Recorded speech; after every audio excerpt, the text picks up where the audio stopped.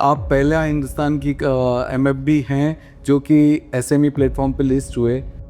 MFD बनना तो ठीक था, लेकिन एमएफडी को लिस्ट करना है। सबसे पहले तो मैंने जैसा निवेदन किया कि आप प्राइवेट लिमिटेड या एलएलपी के रूप में काम करें, उसके बाद लिस्टिंग इज बिल्कुल अनदर लीप। प्रैक्टिकली अगर देखो तो पूरे इंडिया में सिर्फ लेस देन 10,000 एमएफडी सीरियसली काम कर रहे हैं। इसको आप पार्ट टाइम मत करें, इसको आप फुल टाइम करेंगे तो आपको मजा आएगा। आप अपनी मर्जी की फिगर भर सकते हैं इसमें। आपको हर इंसान को बताना पड़ेगा कि आप क्या करते हैं, क्या यूनिकनेस आप में है, आप कैसे और हजारों करोड़ों एमएफडी से डिफरेंट है। तो अगर आप इंडिविजुअल एमएफडी बनना चाहते हो तो आपको स्ट्रगल लगेगी। आप 3 साल तक जॉब कर रहे हैं, चौथे साल आप अपने पास 5 लोगों को एम्प्लॉय रखेंगे। आपके पास अगर घर खर्चे के लिए पैसे नहीं तो उस समय क्या है कि आप किसी बड़े एमएफडी के पास, किसी नेशनल डिस्ट्रीब्यूटर के पास सैलरी प्लस इंसेंटिव कंडीशन से रिलेटिव्स या नोन लोगों से आपको बिजनेस नहीं मिलेगा, आपको हमेशा अननोन से बिजनेस मिलेगा। वाह। म्यूचुअल फंड्स में अपना एक वर्ड होता है कोल्ड कॉलिंग। कॉलिंग एक ऐसी चीज है जिससे इंसान सबसे ज्यादा सीख सकता है। आपके अंदर जुनून होना चाहिए कि आपको रोज 5 नए लोगों से मिलना है।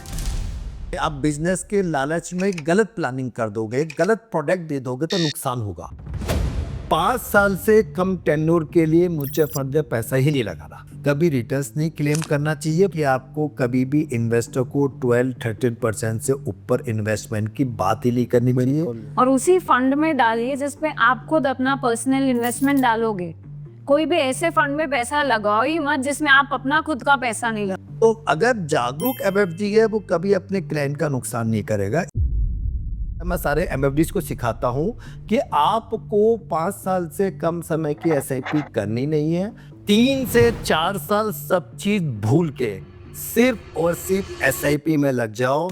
4 साल अगर आपने एसआईपी को ढंग से कर दिया, वो 4 साल की मेहनत आपके 50 साल के कैरियर को बना देगी। एसआईपी को एज अ प्रोडक्ट कभी सेल मत कीजिए। This is not a product. SIP her family का वो दूसरा तीसरा बच्चा होता है जो उनके बुढ़ापे में काम आता है। अपनी न्यू जनरेशन को जरूर से बिजनेस में लाए। अगले 10 साल डायमंड पीरियड है, नॉट गोल्डन, डायमंड पीरियड है। इन्वेस्टर्स के लिए भी, एमएफडी के लिए भी। आप अपनी खुद की इनकम हर एमएफडी 10 साल में 5 to 10 कर सकता है। एमएफडी क्लाइंटों को बोल देता है पिछले साल 25% आया था, इस साल 20 आ जाएगा, 30 आ जाएगा। हम मार्केट में क्लाइंट को गलत क्लेम करते हैं कि ये रिटर्न्स आ जाएगा। हम एमएफडी ही अपने सबसे बड़े दुश्मन हैं।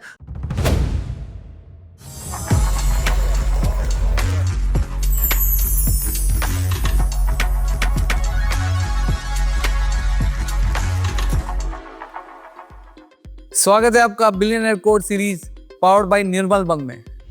कुछ कहानियां नंबर से शुरू होती है और कुछ कहानियां सही डिसीजन मेकिंग से।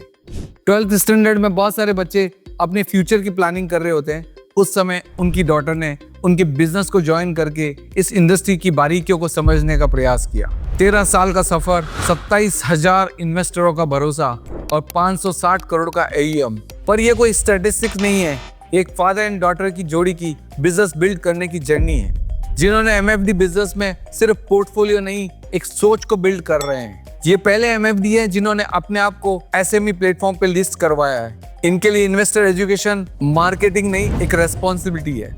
मिलते हैं राजेश जी एंड उनकी बेटी रितिका सोडानी से। स्वागत है राजेश जी एंड रितिका आपका बिलियनर कोड सीरीज में। तो राजेश जी, आप कैसे शुरुआत करी आपने ये एमएफडी बनने की जर्नी?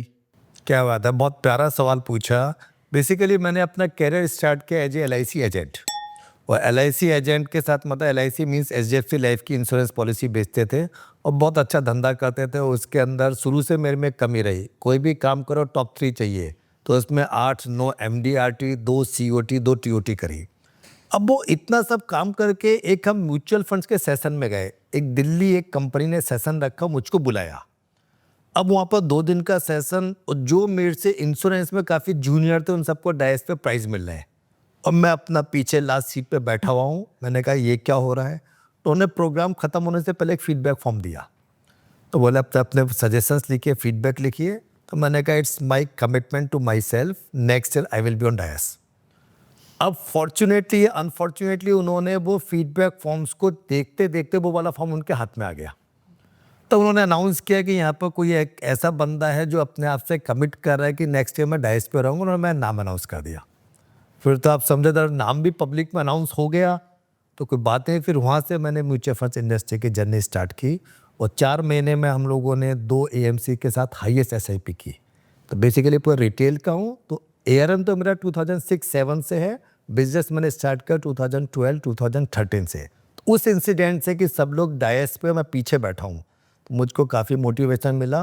और तब मैंने किया, उस समय मेरे दिमाग पे कोई ये नहीं था कि इन्वेस्टर्स की फाइनेंशियल प्लानिंग करनी है, वो करनी है। उस दिन तो ये था कि मेरे को यार ये लोग मेरे से आगे कैसे हैं, मेरे को पिंच हो रहा था। तो उस दिन तो उस तरीके से है। बाद में फिर चीज़ समझ में आई, फाइनेंशियल प्लानिंग करी, तब समझ में आया है कि इंश्योरेंस बेचना गलत है, फाइनेंशियल प्लानिंग सिर्फ म्यूचुअल फंड इंडस्ट्री में ढंग से हो सकती है। इंश्योरेंस मतलब इंश्योरेंस प्रोडक्शन के लिए ठीक है, इन्वेस्टमेंट के लिए ठीक नहीं है। इंश्योरेंस कभी भी इन्वेस्टमेंट के लिए नहीं होना चाहिए, और अनफॉर्चुनेटली इंडिया में जो है ना, insurance as a investment tool बेचा जाता है। बिल्कुल सही, प्योर टर्म प्लान होना चाहिए, एंडोमेंट प्लान नहीं होना चाहिए। या तब ऐसे म्यूचुअल फंड स्टार्ट किया सर।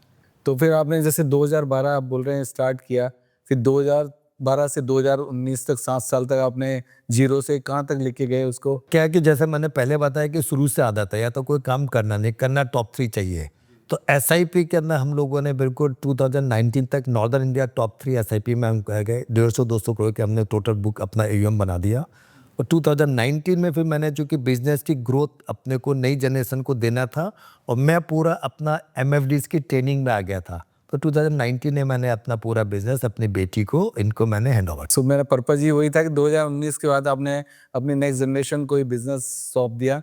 तो रितिका के आने तक आपने उसको 150 करोड़ का बनाया, जो अभी आज शायद 550-600 करोड़ के आसपास पहुंच गया है। तो रितिका, आपको एकदम ऐसा लगा कि क्या पापा ये मुझे, मतलब मेरे खेलने कूदने की उम्र है, ये क्या पकड़ा दिया आपने, मतलब या आपने खुद ने बोला मुझे चाहिए? नहीं, तो मैं सिर्फ 12th स्टैंडर्ड में थी। अब 12th स्टैंडर्ड की लड़की कॉलेज में एंटर हो रही है, तो नेचुरली उसको अपनी लाइफ एंजॉय करनी है। वो फर्स्ट ईयर होता है कॉलेज का। बहुत गलत किया।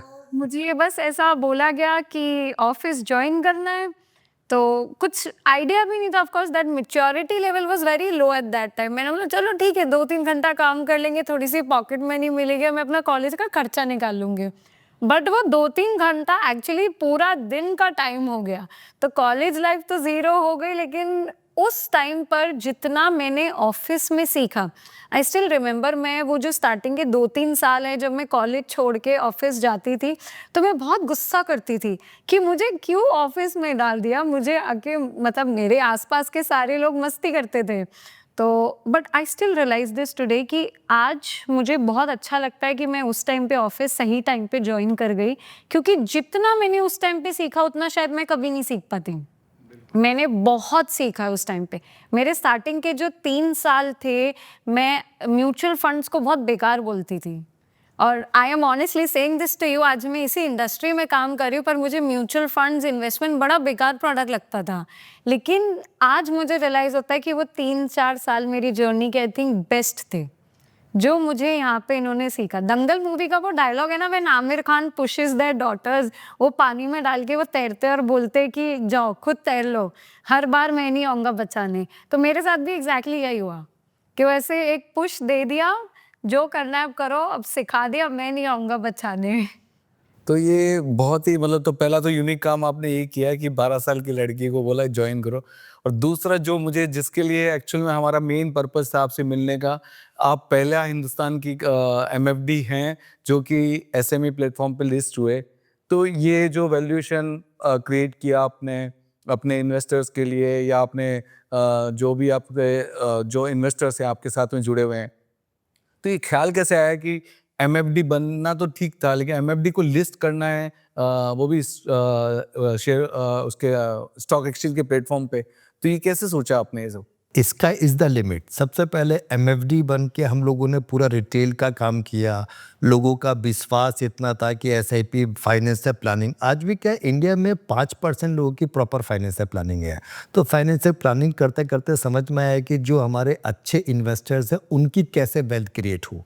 इंडिया में सब लोग बोलते हैं हम लॉन्ग टर्म इन्वेस्टर्स हैं, अगर आप देखेंगे रिकॉर्ड तो 5 to 7% लोग हैं जो अपना 10 साल से ऊपर इन्वेस्टमेंट करते हैं। हमने कहा इक्विटी मार्केट, चूँकि ये इंडस्ट्री सबसे ज़्यादा ग्रो करेगी, mutual fund industry, equity market 2035 तक हम लोगों के यहाँ पे 50 करोड़ लोग इन्वेस्टर हो जाएंगे। तो मैंने कहा इसके अंदर ग्रो करेगी, इस इंडस्ट्री को ग्रो करना है तो अपने इन्वेस्टर्स को पैसे कमा के दें।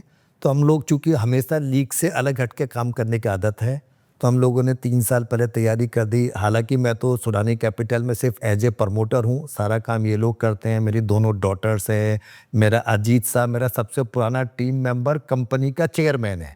आप देखिए even after being my daughter's company का चेयरमैन कौन है? जो सबसे पुराना टीम मेंबर अजीत साहब, जिससे टीम के अंदर आगे बढ़ने की रहे।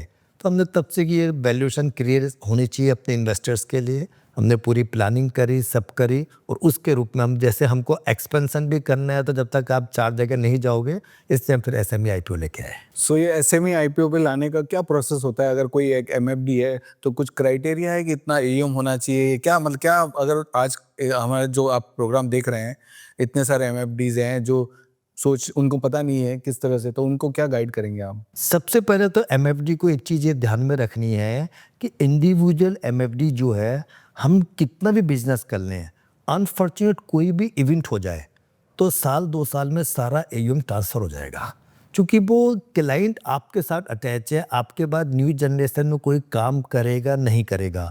तो मैं सारे एमएफडीज़ को तो ये राय देना चाहूँगा कि वो एक तो प्राइवेट लिमिटेड या एलएलपी के रूप में ही काम करे, इंडिविजुअल कैपेसिटी में काम करना बंद कर दे। तब क्या है कि प्राइवेट लिमिटेड या एलएलपी होल टाइम रहेगी, तो आपके इन्वेस्टर्स को हमेशा आपके यहाँ पे सर्विस मिलेगी, आपका ट्रेल कमीशन ज़िंदगी भर रहेगा।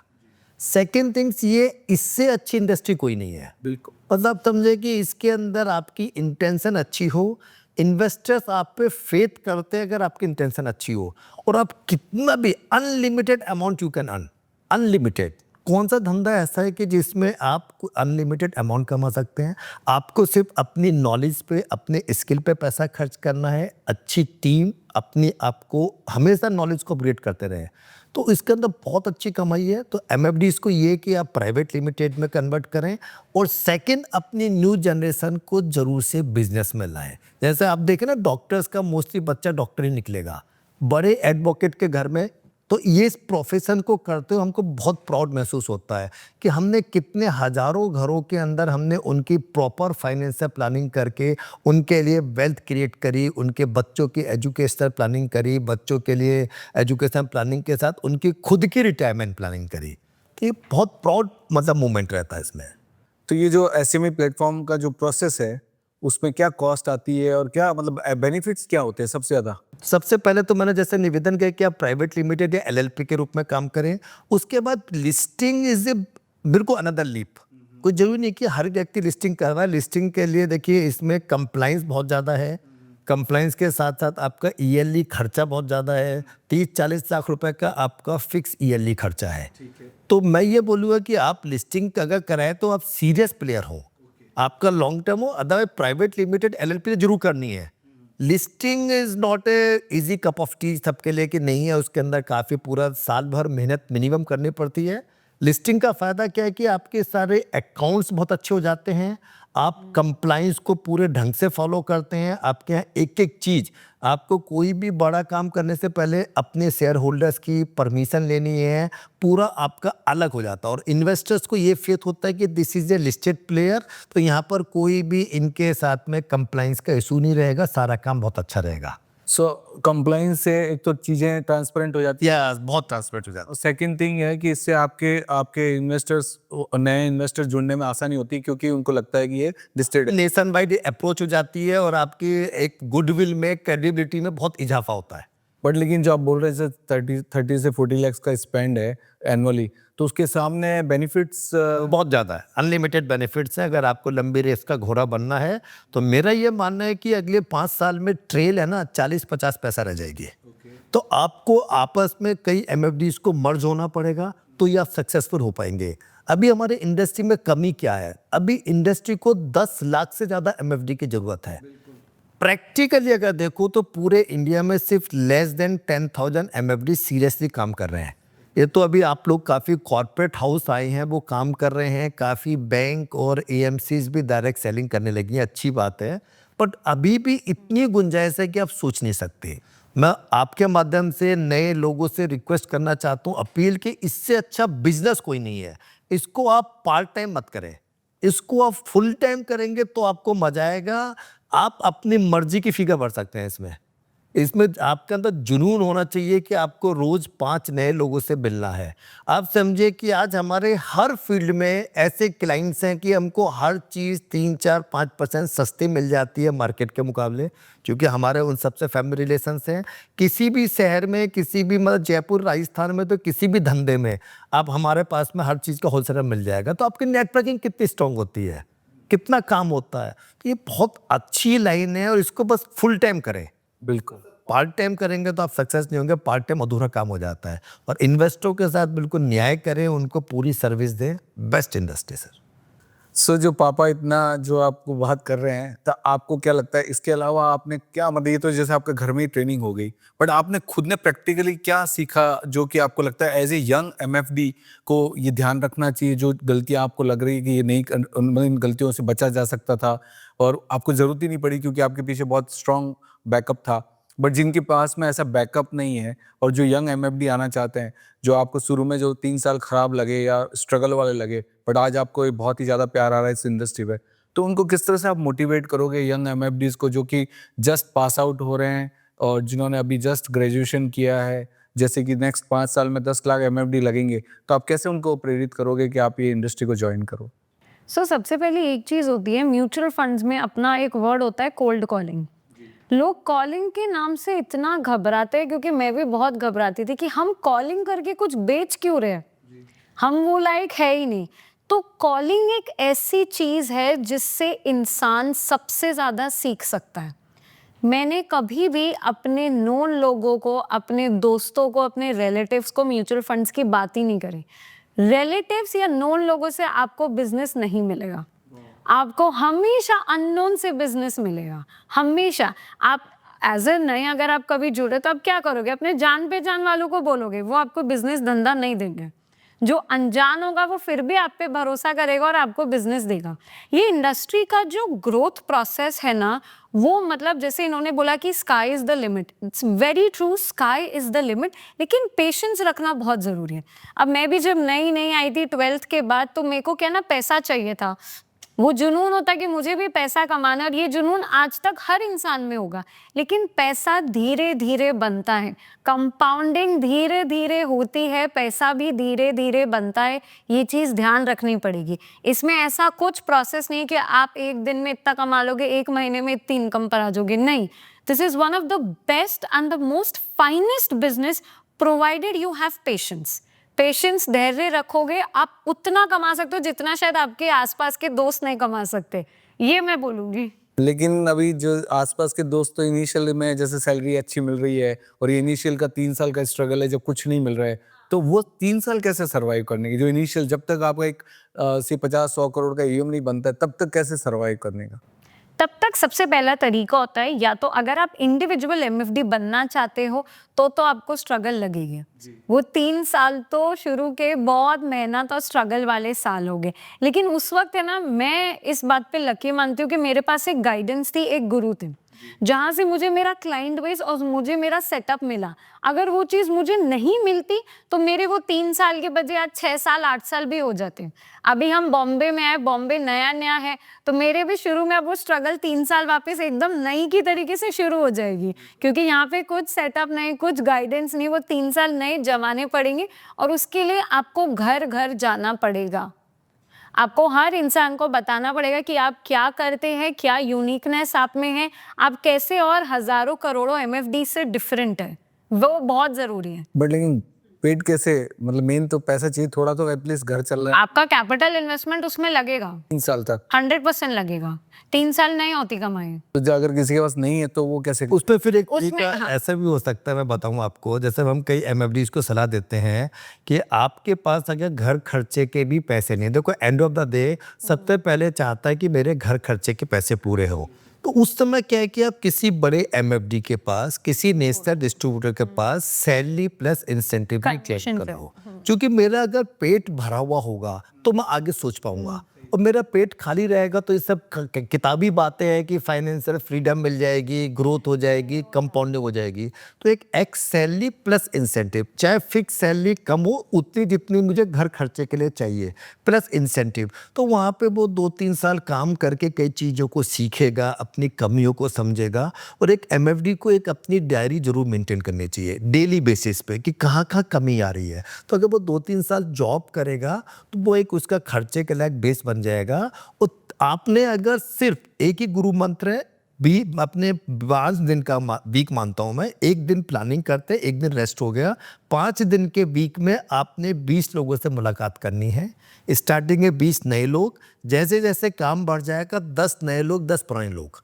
बिजनेस जीरो मानो, आपका नॉलेज होना चाहिए, आप उसको इन्वेस्टर्स के पक्ष की बात कर रहे हैं। बिजनेस आपके पीछे 2 साल 3 साल बाद इतना भागेगा कि आप लिख लीजिए, आप 3 साल तक जॉब कर रहे हैं, चौथे साल आप अपने पास 5 लोगों को एम्प्लॉय रखेंगे। इतनी तेजी से पर निराश नहीं होना अगर बिजनेस नहीं आता है तो। सो जैसे इतनी देर में बात हो रही है कि नॉलेज मेन है, नॉलेज, तो नॉलेज कहाँ से गेन किया आपने? मतलब पापा के अलावा कोई और सोर्स था? सब कुछ प्रैक्टिकल मिलता है। जब मैं फील्ड में जाती हूँ, मैं किसी से मिलती हूँ, उससे 2 सवाल पूछती हूँ, वो मुझसे 5 सवाल पूछेगा, वो नॉलेज है। नॉलेज आप किसी किताब को पढ़ के, कोई भी ऐसे कोर्सेज करके ले ही नहीं सकते। हर एक इन्वेस्टर का डिमांड आपसे डिफरेंट है। हर एक इन्वेस्टर आपसे अलग तरीके से गोल प्लानिंग करता है, और जिस तरीके से वो गोल प्लानिंग कर रहे हैं ना, उसी से आप सीख रहे हो। तो जैसे मेरे आपके बारे में पता है कि आप रिटायरमेंट के बारे में ज़्यादा करते हैं, तो जरा बताइए उसके बारे में, और किस तरह से पिच करिए आप, ताकि नए एमएफडीज को मालूम चले कि किस तरह से बात करनी होती है। सो मेरे पास, मेरे पोर्टफोलियो में एक फंड ऐसा है, रिटायरमेंट फंड। ऑफ कोर्स सारे एमएफडीज जानते होंगे, रिटायरमेंट के नाम से फंड आता है। ये फंड मेरे पोर्टफोलियो में आज भी है, जब से मैं पैदा हुई थी। वो तब से लेके आज तक उसकी एसआईपी कंटिन्यूड है, नॉन स्टॉप।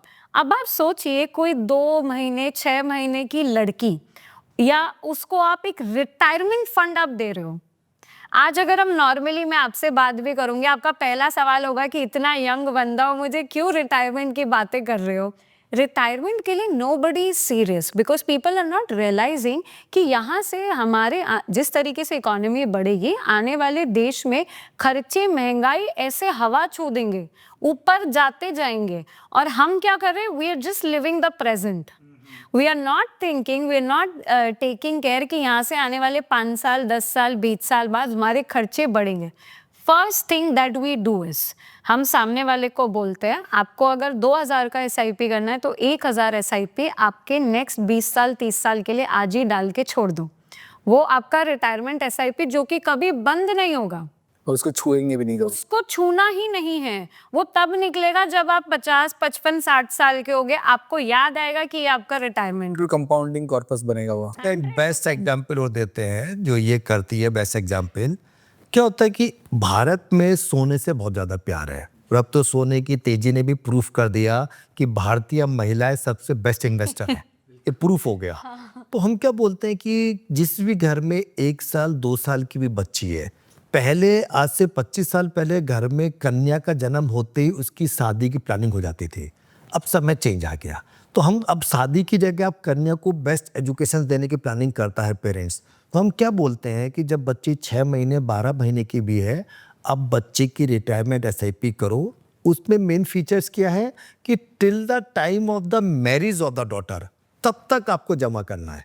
से फॉर एग्जाम्पल आज 1 साल की बच्ची है, तो हम एवरेज एज हमने मान ली कि मान लो 25 साल की एज में आप शादी कर रहे हो, तो 24 साल तक आपको जमा करना है। 24 साल में जो कॉर्पस बन गया, उसका स्टेटमेंट निकाल के बेटी को गिफ्ट कर देना कि this is your gold plan. Means आज के बाद हम इससे पैसा जमा नहीं कर रहे। अगर आज के बाद आपको पैसे की जरूरत है, पहले अपने हस्बैंड से मांगो। अगर उसके बाद भी पैसे की जरूरत है तो हमसे मांगोगे। अगर दोनों जगह से पैसे की पूर्ति नहीं हो रही तो इसको बेचना। ये सोना है, हम आज भी भारत में सोना कब बहुत मजबूरी है। बहुत ही मजबूरी हो, तो अगर वो आपने नहीं बेचा तो 50, 55, 60 साल की एज में 100-200 करोड़ का कॉर्पस बन जाएगा। सर मैं सही कह रहा हूँ, 100-200 करोड़ का। 5,000 रुपये महीना की SIP आपने 25 साल जमा कर दी, उस कॉर्पस को छोड़ दिया, तो अगले 35 साल बाद 100-200 करोड़ रुपए किसको बोलते हैं? तो आपके पास में है ऐसे कष्ट? सर अपन ने कई कस्टमर, चूंकि रिटायरमेंट प्लानिंग ढंग से रिटायरमेंट प्लानिंग इंडिया में चालू ही म्यूचुअल फंड इंडस्ट्री में 11-12 सालों से। तो आज भी हम लोगों ने कई, जिनमें बीच में उनमें कई बच्चों की शादी हो गई, तो वो उनके पेरेंट्स ने उनको अपनी बेटियों को यही बोल के एंड ऑफ बना के दे दिया, हमारे पास SIP कैंसिलेशन रिटायरमेंट प्लानिंग में लेस देन 5% है। तो कैसे? ओके, रीजन बताना कि हम पेरेंट्स को समझा पाते हैं कि ये आपकी बच्ची की लाइफ की फुल सेफ्टी है। देखो क्या है, हर पेरेंट्स चाहता है कि मेरी बच्ची अच्छे घर में जाए, समय चेंज है, अनफॉर्चुनेट अच्छा घर नहीं मिला, बच्ची को तकलीफ नहीं हो, तो वो रिटायरमेंट प्लानिंग बच्चे की फाइनेंशियल सिक्योरिटी है। ये तो लड़कियों की तो बात कर दी, लड़कों के बारे में? सर लड़कों का तो क्या है कि अपन पहले रिटायरमेंट प्लानिंग घर में लेडीज की सेफ्टी करें ना, बच्चों की सेफ्टी करें।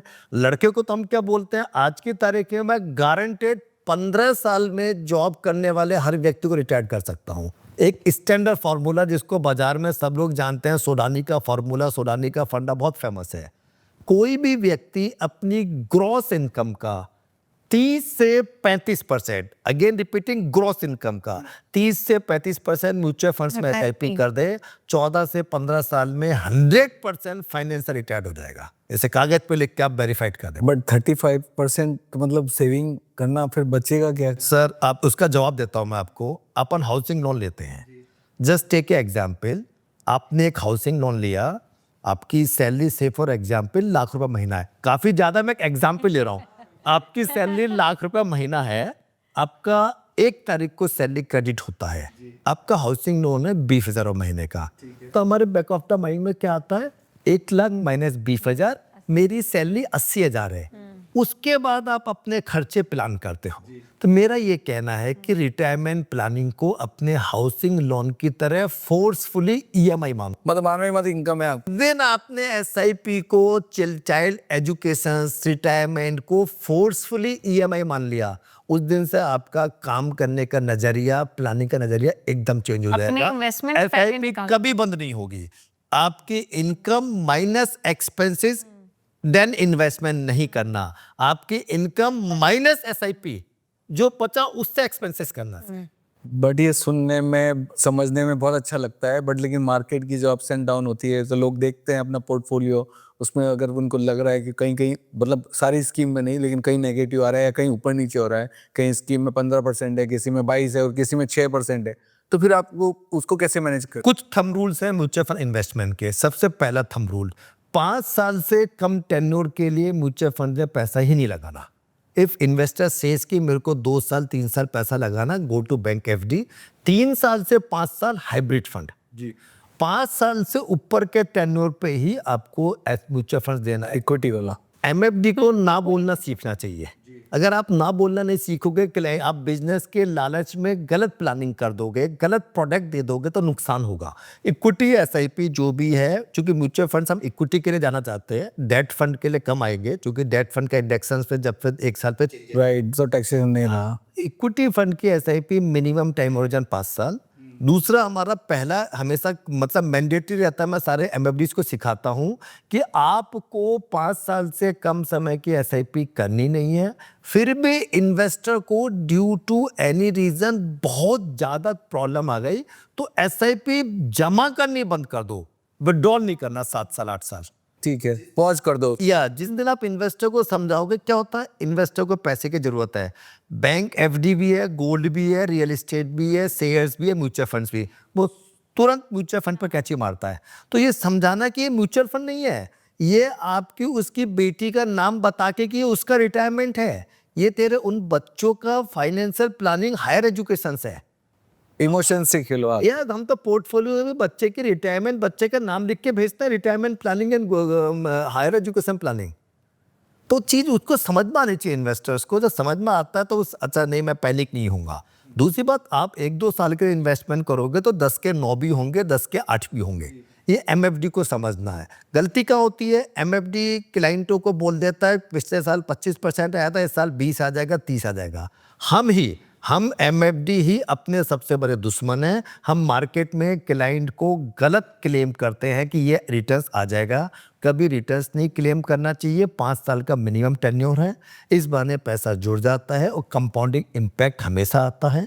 दूसरा मेरा ये मानना है कि आपको कभी भी इन्वेस्टर को 12-13% से ऊपर इन्वेस्टमेंट की बात ही नहीं करनी चाहिए। 15 आएगा आपको अच्छा लगेगा, मैं बात ही 15 की कर रहा हूँ। 14 आएगा आप बोलोगे यार ये आपको तो कमिटमेंट से कम कर दिया। लेस कमिटमेंट, एक्सपेक्टेशन कम रखो ना। बैंक एफडी पे ज्यादा है सर, मुझे पता है इससे कम टैक्सेशन किसी में नहीं है, इजीली पैसा जुड़ जाता है। हाई लिक्विडिटी क्या चाहिए, उस हाई लिक्विडिटी को लोग नाजायज फायदा ले लेते हैं। बिल्कुल। तो आप जैसे ये बाकी सब चीज़ों के अलावा एक और चीज़ करते हैं जो शायद बहुत सारे एमएफडी नहीं करते हैं, जो निवेशक बाजार, निवेशक दरबार। हाँ, निवेशक दरबार करके है, तो उसके बारे में जरा बताइए और वो उससे क्या आपको बेनिफिट हो रहा है, और जो नए एमएफडीज हैं या जो थोड़े बहुत स्टेब्लिश एमएफडीज हैं उनको ये करना चाहिए कि नहीं चाहिए, जरा बताइए। बहुत अच्छा सवाल पूछा। हम लोग नॉर्दर्न इंडिया में एक तो हाईएस्ट आईएपी करते हैं, इन्वेस्टर अवेयरनेस प्रोग्राम। हम अलग अलग सोसाइटियों में जाएंगे, स्कूलों में जाएंगे, कॉलेज में जाएंगे और हम अपना 45 मिनट से 90 मिनट का सेशन करते हैं। Importance of financial planning, investment समझाते हैं। तो महीने के 4-5-6 करते हैं। तो एक तरीके से उसका एनुअल फंक्शन हम 2016 से कर रहे हैं, निवेशक दरबार। ये हम बहुत गर्व से कहते हैं कि ये भारत की सबसे बड़ी फाइनेंशियल प्लानिंग की कॉन्फ्रेंस है। 1500-1800 आदमी आते हैं साहब अभी इसमें, हर साल हम करते हैं। ये अब तो ऑफलाइन है ये। जी। अब तो इतना बड़ा हो गया इसकी मतलब ब्रांडिंग कि अभी जो लेटेस्ट में दिसंबर में किया था, 27 शहरों से लोग आए थे। लोग अपने प्लेन की टिकट खर्च करके होटल में स्टे करने के लिए आते हैं।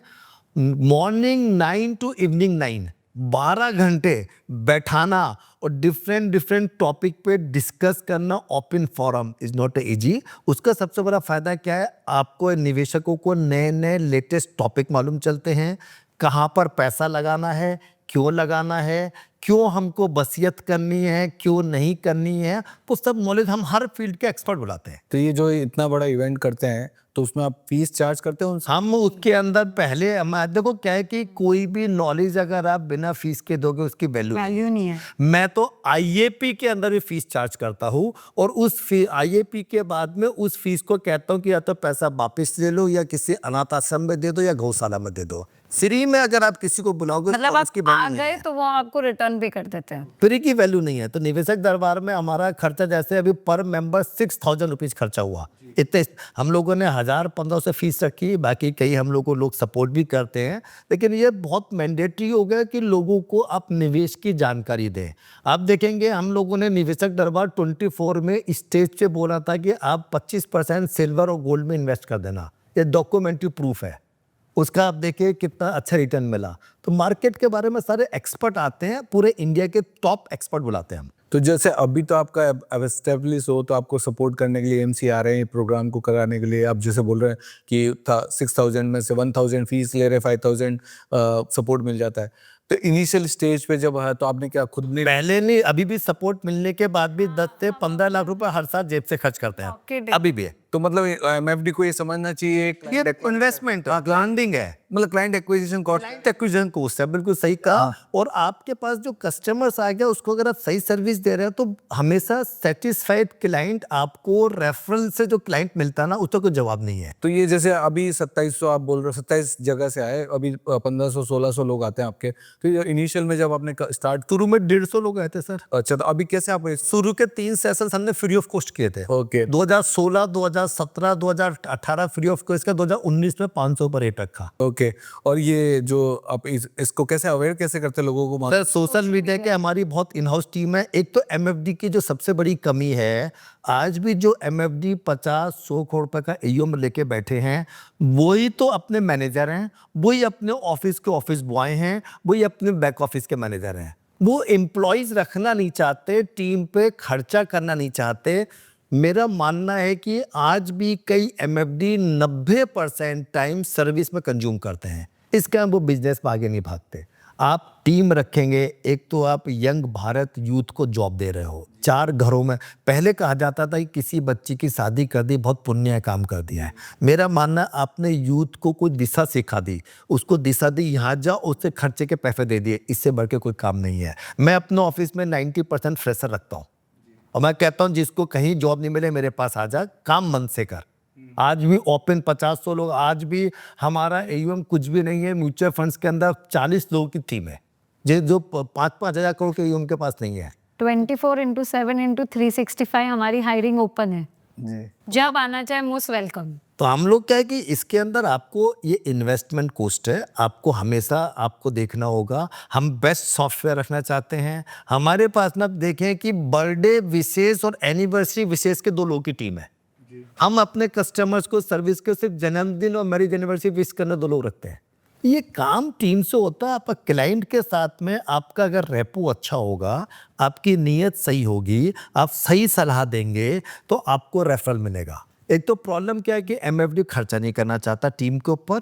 दूसरी प्रॉब्लम क्या है कि एमएफडी अपने नॉलेज के लिए पैसा नहीं खर्च करना चाहता। ये 2 कमियां मैं एमएफडी आपके माध्यम से बोलना चाहूँगा। आप अपनी नॉलेज के लिए जो पैसा खर्च कर रहे हैं समय, उसकी इतनी कीमत है। मैं आज भी साहब, मेरा रूटीन अगर आप सुनेंगे तो आपको ताज्जुब होगा। 365 दिन में 265 दिन मैं सुबह 3:30 बजे सो के उठता हूँ।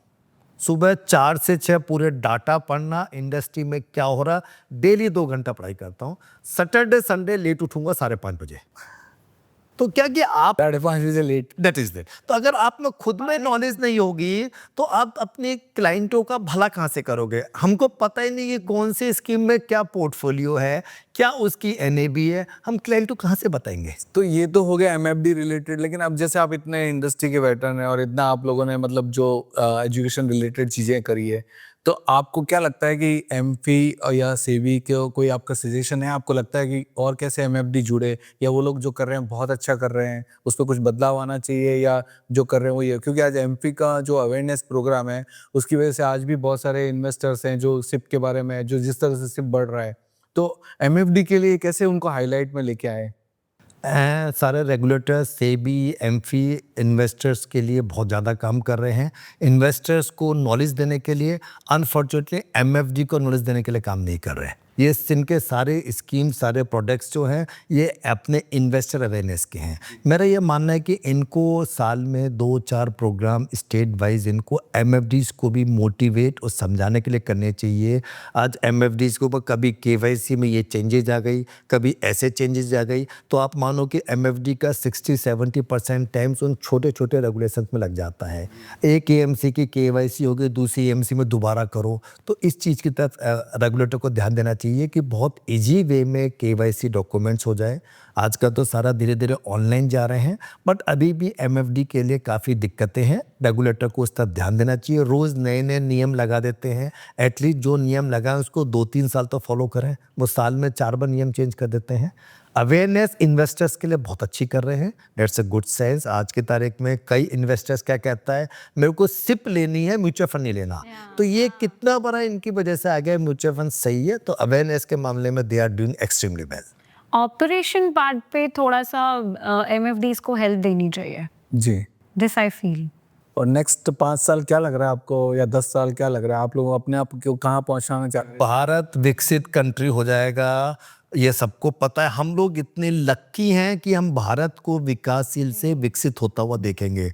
अगले 10 साल डायमंड पीरियड है, नॉट गोल्डन, डायमंड पीरियड है। इन्वेस्टर्स के लिए भी, एमएफडी के लिए भी। आप अपनी खुद की इनकम हर एमएफडी 10 साल में 5 to 10 टाइम कर सकता है। अगर वो रोड पे निकले, नए इन्वेस्टरों से मिले, उनको एसआईपी का, कंपाउंडिंग का फ़ायदा समझाए, अपने नॉलेज के लिए खुद अपनी मेहनत करें, टीम बिल्डिंग करें, टीम को फैमिली की तरह रखें, इन्वेस्टर्स को फैमिली की तरह माने।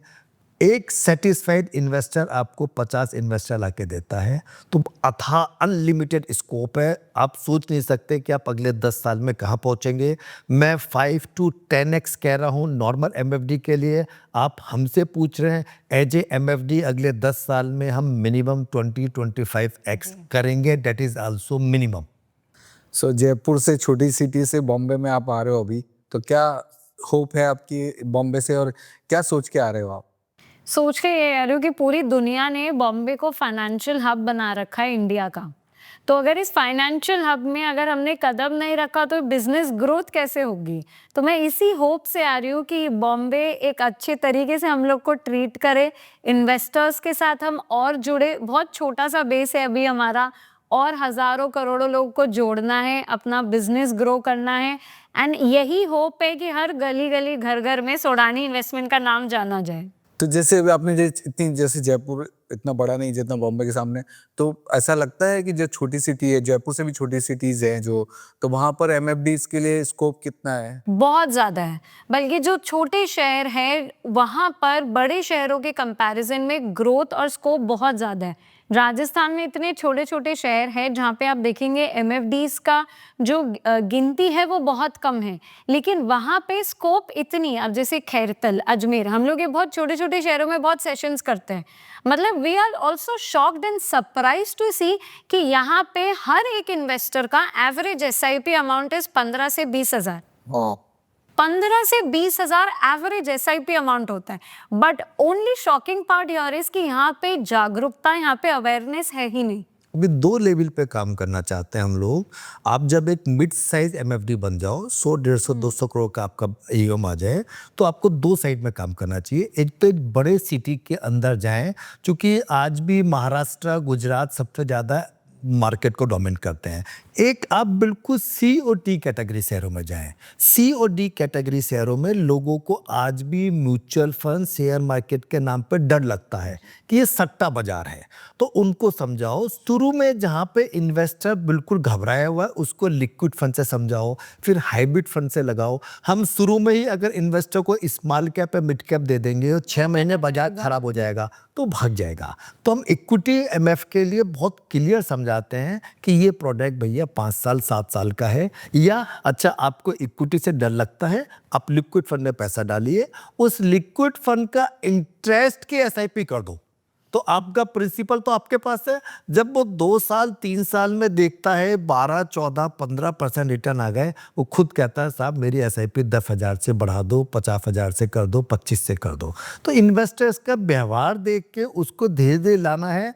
कई एमएफडीज गलती करता रहे, यार ये मुर्गा फंस गया, इसकी तुरंत एसआईपी कर दो। और अच्छा उन एमएफडीज तो खुद को नहीं पता है कि मिड कैप स्मॉल कैप में क्या रिस्क है। तो अगर जागरूक एमएफडी है वो कभी अपने क्लाइंट का नुकसान नहीं करेगा। इससे एमएफडी को खुद के नॉलेज के ऊपर अपना समय और पैसा जरूर खर्च करना चाहिए, और उसी फंड में डालिए जिसमें आप खुद अपना पर्सनल इन्वेस्टमेंट डालोगे। कोई भी ऐसे फंड में पैसा लगाओ ही मत जिसमें आप अपना खुद का पैसा नहीं लगाओ। हम अपनी पूरी एसआईपी अपने खुद के फंड की इन्वेस्टर को दिखाते हैं। और मैं प्राउडली कह सकता हूँ मेरी 2 बेटी और 1 बेटा है। बड़ी बेटी आपके सामने बैठी है, छोटी बेटी 24 साल की, बेटा 19 साल का। तीनों फाइनेंस से रिटायर्ड है। Only through our mutual funds SIP. बहुत बढ़िया लग रहा है और काफ़ी मोटिवेशनल था आपसे बात करने का। और मुझे लगता है कि काफ़ी एमएफडीज से जो बिल्कुल साइडलाइन में है, पार्ट टाइम कर रहे हैं, वो फुल टाइम करने के लिए प्रेरित होंगे। और जो एमएफडी जो मिड साइज हैं, 100 करोड़ 200 करोड़ पे बैठे हैं, वो अपने आप को नेक्स्ट लेवल पे ले जाने के लिए, लिस्ट कराने के लिए भी आपसे काफ़ी प्रेरित होंगे। आपको कैसा लगा ये हमारा इनिशिएटिव जो चाहते हैं हम, ताकि काफ़ी एमएफडी नए जुड़ें और जो साइडलाइन में है वो फुल टाइम में आए? तो बिलियनर कोड सीरीज के बारे में अगर आप... सबसे पहले तो निर्मल बंग नाम से मेरे को पर्सनल इतना अटैचमेंट है कि वो क्या शख्सियत थी, क्या चीज़ थी। मैं निर्मल बंग से फ्रॉम द लास्ट 30 ईयर से जुड़ा हुआ हूँ। तो उनका एक जो नया ये कॉन्सेप्ट इतना अच्छा लग रहा है कि ये एमएफडी आम एमएफडी के लिए सोच रहे हैं। आपने मुझको, मेरी बेटी को यहाँ पे बुलाया तो लग रहा है बिल्कुल हम घर में आए हैं। और एमएफडी चूँकि मेरा परिवार है, मैं आज भी 3,3500 एमएफडी से डायरेक्ट टच में हूँ अक्रॉस द इंडिया। तो मुझको आपके माध्यम से अपने भाइयों से, बहनों से बात करने का मौका मिल रहा है। मैं ये कहना चाहूँगा कि इससे अच्छा बिजनेस नहीं है। 3 से 4 साल सब चीज़ भूल के सिर्फ और सिर्फ एसआईपी में लग जाओ। 4 साल अगर आपने एसआईपी को ढंग से कर दिया, वो 4 साल की मेहनत आपके 50 साल के कैरियर को बना देगी, आपकी नेक्स्ट जनरेशन को कैरियर को बना देगी। As a MFD also, as a investor also. Investors MFD दोनों के लिए पेशेंस चाहिए, 5 साल का समय चाहिए, तो ही पैसा बनेगा। तो ये कहना चाहता हूँ, आप बहुत अच्छा प्रयास कर रहे हैं और आप अपने एमएफडीज के लिए इतना अच्छा कर रहे हैं, सोच रहे हैं। आजकल लोग सोचते नहीं हैं। अगर आपने 50 एमएफडीज को मोटिवेट कर दिया तो वो 50 एमएफडीज 5000 क्लाइंटों को समझाएंगे, तो ये चेन ऐसे चलती जाएगी। तो तभी हमारा भारत विकसित होगा और ये हमारा छोटा सा प्रयास भारत को विकसित करने में आपका प्रयास एक बहुत महत्वपूर्ण योगदान देता thank you very much, thank you. है। पर मैं एक चीज जरूर बोलूंगी, स्पेशली टू ऑल दी एमएफडीज, कि आप एसआईपी को एज अ प्रोडक्ट कभी सेल मत कीजिए। This is not a product. SIP her family का वो दूसरा तीसरा बच्चा होता है जो उनके बुढ़ापे में काम आता है। बहुत बढ़िया। वो आपका प्रोडक्ट नहीं है। एसआईपी इज नॉट एलआईसी कि अपन ने वो किसी को बेच दिया। And thank you so much, आपने इतना अच्छा the job that you are doing creating awareness is amazing. Thank you. Thank you sir, नमस्कार। Thank you.